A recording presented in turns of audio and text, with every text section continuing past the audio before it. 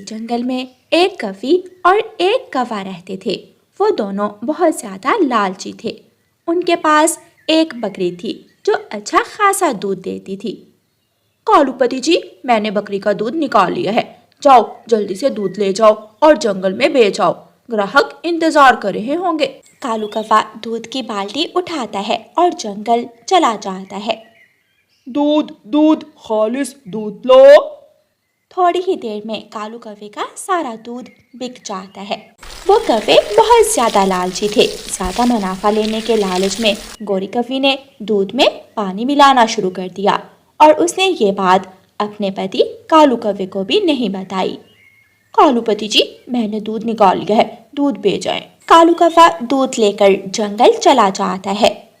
दूध दूध खालिस खालिस दूध। आज भी कालू कौवे का दूध थोड़ी ही देर में बिक जाता है। शाम को जब कालू कौवा घर आता है तो गोरी कौवी उससे पूछती है, कालू जी, क्या सारा दूध बिक गया? हाँ बिक गया और आज मुनाफा भी ज्यादा हुआ है। ऐसे कहते हुए कालू कौवा आज का मुनाफा गोरी कौवी के पंख पर रख देता है। ये तो बहुत ज्यादा है, पहले से दुगना है। हमारी बकरी ने आज दूध ज्यादा दिया था। अब मैं अपनी बकरी को अच्छा अच्छा भोजन खिलाया करूंगी ताकि मेरी बकरी और भी ज्यादा दूध दे। अगले दिन गोरी कौवी पहले दिन से दुगना पानी दूध में मिला देती है। दूध दूध खालिस दूध लो। कालू कौवा आवाज लगा रहा था, लेकिन आज कोई भी पक्षी कालू कौवे के पास दूध लेने नहीं आता, क्योंकि कालू कौवे का दूध पानी वाला था। सभी पक्षी रानो चिड़िया के पास दूध लेने चले गए थे। रानो चिड़िया, आज के बाद हम सब आपसे ही दूध लिया करेंगे, क्योंकि कौवे का दूध अब पहले की तरह खालिस नहीं रहा। तोते भैया, मैं अपनी बकरी का दूध निकाल कर लाती हूँ और मैं दूध में पानी नहीं मिलाती। कौवों का दूध जरूर पानी वाला होगा। कालू कौवा शाम तक बैठा रहता है, लेकिन उसका दूध बिकता ही नहीं। थक गया हूँ, आज तो कोई भी पक्षी मेरे पास दूध लेने नहीं आया। अब तो दूध उठाकर घर जाना होगा। कालू कौवा दूध की बाल्टी उठाकर अपने घर वापस चला जाता है। गोरी, न जाने क्या हुआ, आज तो दूध बिका ही नहीं है। ये सुनकर गोरी कौवी परेशान हो जाती है। शायद मैंने आज दूध में पानी ज्यादा मिला दिया था। जो भी पक्षी आता मेरा दूध देखकर रानू चिड़िया के पास चला जाता और रानू चिड़िया से दूध लेकर चला जाता।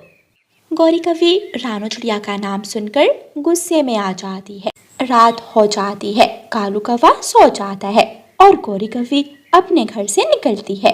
गोरी कौवी रानो चिड़िया की बकरी चोरी करने चाहती है। गोरी कौवी रानो चिड़िया की बकरी चोरी करके कसाई के पास ले जाती है। कौन है बाहर?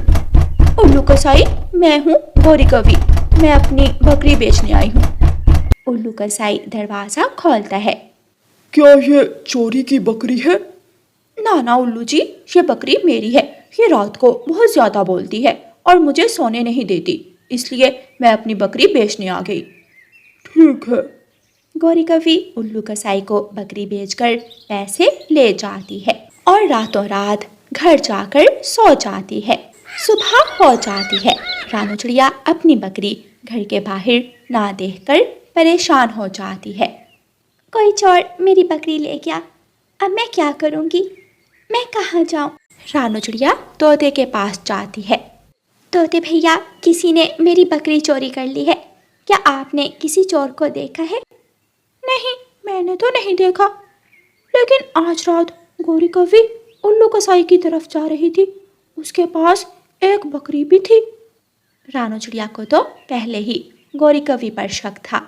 रानो चिड़िया गोरी कौवी के पास जाती है। गोरी कौवी, जो बकरी तुम आज रात उल्लू कसाई के पास बेच कर आई हो, मुझे वो वापस ला कर दो। हाय हाय चिड़िया, कौन सी बकरी, कहाँ की बकरी? मुझे तो कुछ मालूम नहीं है।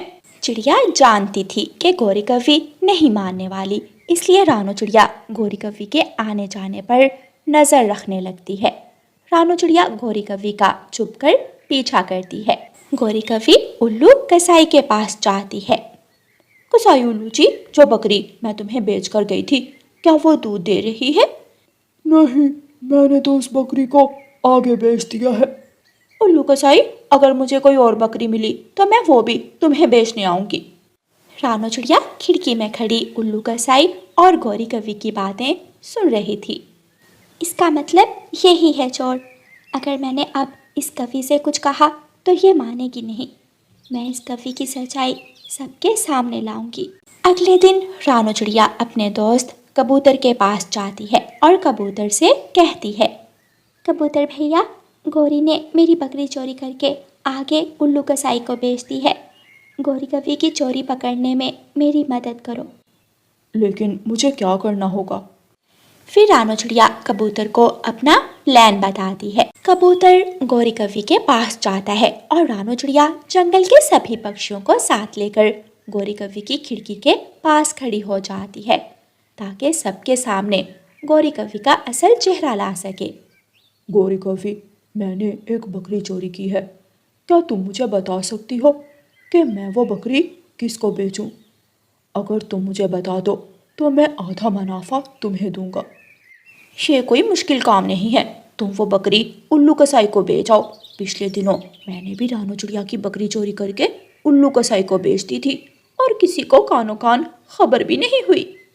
दूसरे सभी पक्षी और रानो चिड़िया गौरी कवि के घर आ जाते हैं। चोरनी कवि, तुम्हें तो जेल जाना ही होगा। गौरी कवि, अगर तुम मुझे मेरी बकरी वापस ला दो तो मैं तुम्हें छोड़ दूंगी, वरना जेल जाने को तैयार हो जाओ। मैं अभी पुलिस को बुला रही हूँ।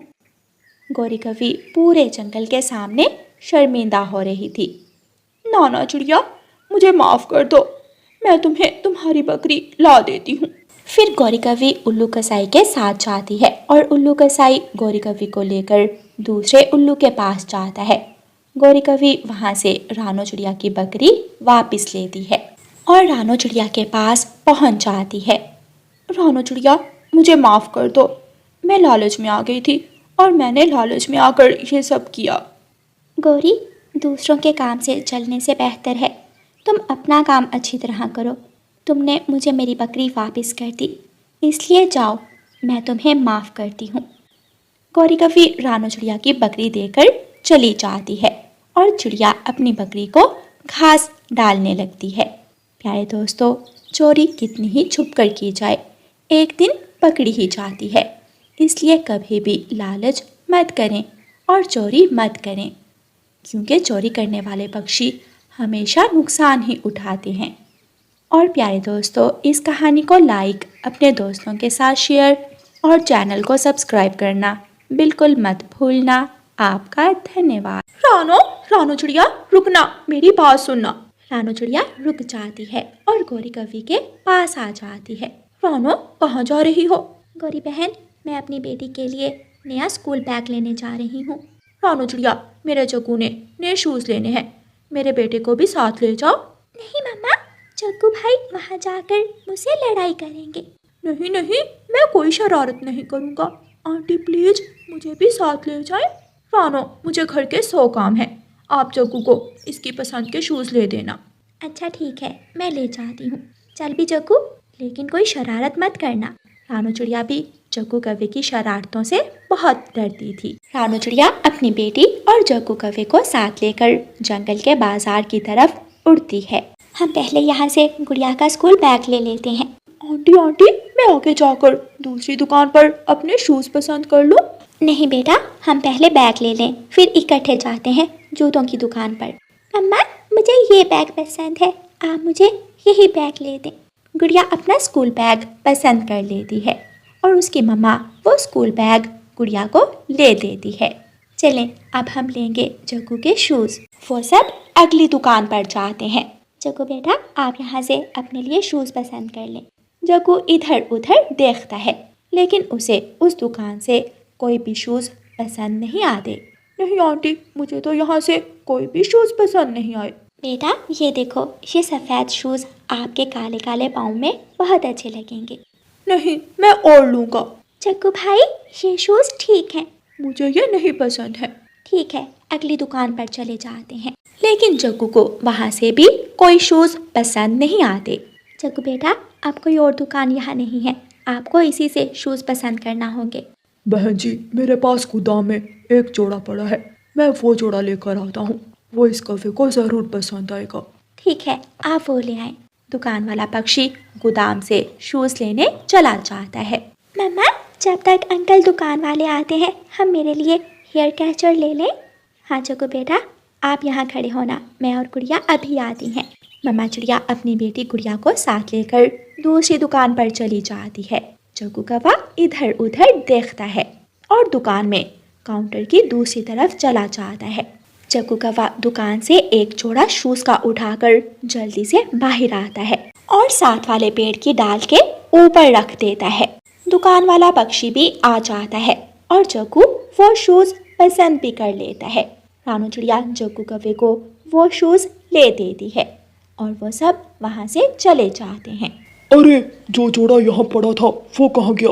ये तो कोई चोर पक्षी थे, वो मुझे लूट कर ले गए। मैं क्यों दुकान खुली छोड़कर गोदाम में गया? वो पक्षी जल्दी से अपनी दुकान बंद करके चिड़िया के पीछे उड़ता है। जग्गू बेटा, आप अपने घर जाएं और जाकर अपनी मम्मा को शूज दिखा दें। मैं और गुड़िया अपने घर जा रही हैं। ठीक है आंटी। जग्गू कौवा अपने घर चला जाता है, चिड़िया और उसकी बेटी अपने घर। तोते जी, यहाँ किसी चिड़िया का घर भी है। रानो, रानो नाम है उसका। वो सामने वाला घर रानू चिड़िया का ही है, आप वहाँ जाए। वो दुकान वाला पक्षी दूसरे पक्षियों से पूछता पूछता रानू चिड़िया के घर तक पहुँच जाता है और दरवाजे पर दस्तक देता है। रानू चिड़िया दरवाजा खोलती है। आप भाई जी, आप यहाँ कैसे आए हैं? बहुत मुश्किल से आया हूँ। तुम जैसे चोर पक्षी मुझे रोज मिलते हैं, लेकिन मैं भी अपने शूज वापस लेकर ही यहाँ से जाऊंगा। कौन से शूज? लेकिन हमने तो जो शूज लिए उनके पैसे देकर आए हैं आपको। और जो चोरी करके लाई हो वो कहाँ है? मैं ऐसे जाने वाला नहीं हूँ। चोरनी, चोरनी कहीं की। दुकान वाला पक्षी शोर मचाने लगता है। भाई जी, आहिस्ता आहिस्ता बोले, शोर क्यों कर रहे हैं? क्यों मुझे मेरे मोहल्ले में बदनाम कर रहे हैं? मैं यहाँ बैठा हूँ, उस छोटे कौवे को लाओ। मेरी दुकान में उस कौवे का पंख गिरा हुआ मैंने खुद देखा है। ये सुनकर रानू चिड़िया गुड़िया से कहती है, गुड़िया बेटी, कहीं जग्गू ने तो ये काम नहीं किया? मम्मा, जब हम मेरा हेयर कैचर लेने गए थे तो जग्गू अंकल की दुकान के अंदर भी गया था। भाई जी, आप मेरे साथ चले। रानू चिड़िया उस दुकान वाले पक्षी को साथ लेकर गौरी कौवी के घर जाती है। जग्गू कौवा दुकान वाले पक्षी को देखकर डर जाता है और रसोई में जाकर थैले के पीछे छुप जाता है। गौरी बहन, जग्गू कहाँ है? उसे तो बुलाना। रानो, क्या हुआ है? जग्गू के शूज तो बहुत अच्छे हैं, मुझे भी पसंद आए हैं। वो मेरी दुकान से एक जोड़ा चोरी करके ले आया है, उसे पूछे। मैं तो अपना चोरी का माल लेकर ही वापस जाऊंगा। जग्गू, जग्गू कहाँ हो? यहाँ आओ। लेकिन जग्गू चुप करके बैठा रहता है। मैं उसे बुला कर लाती हूँ। गौरी कौवी रसोई में जाती है।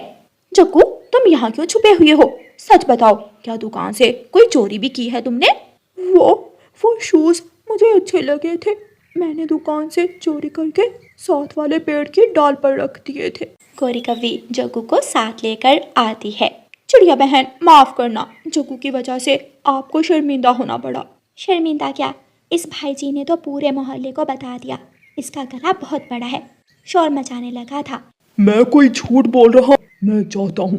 वो दुकान वाला पक्षी वहाँ से चला जाता है।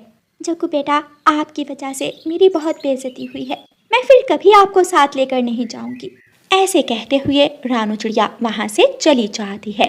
जग्गू कौवा भी बहुत ज्यादा शर्मिंदा था, वो अपना सर झुकाए खड़ा था। मम्मा सॉरी। अच्छा ठीक है, अब सो जाओ जाकर, तुम्हारी वजह से मेरे सर में दर्द शुरू हो गई है। ऐसे जग्गू कौवे की चोरी पकड़ी जाती है और फिर जग्गू कौवा अपना एतबार खो देता है। प्यारे दोस्तों, इस कहानी से हमें सीख मिलती है कि हमें कभी भी कोई ऐसा काम नहीं करना चाहिए जिसकी वजह से हमारे बड़ों को शर्मिंदा होना पड़े।